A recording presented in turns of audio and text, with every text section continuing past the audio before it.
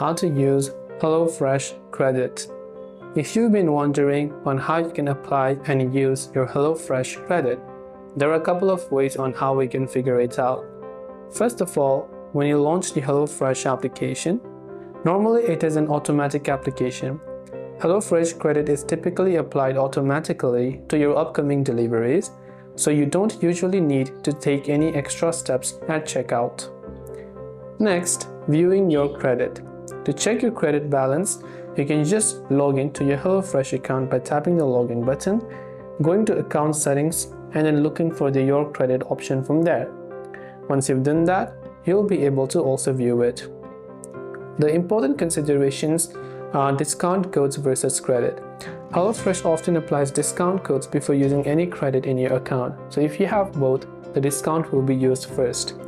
It is important to note that you cannot use a discount code and HelloFresh credit at the same time, and referral programs are a common way to gain HelloFresh credits. I hope the video pretty much helped you out. If you have got any further questions, feel free to leave them down below. Thanks for watching till the very end, and see you in the next video.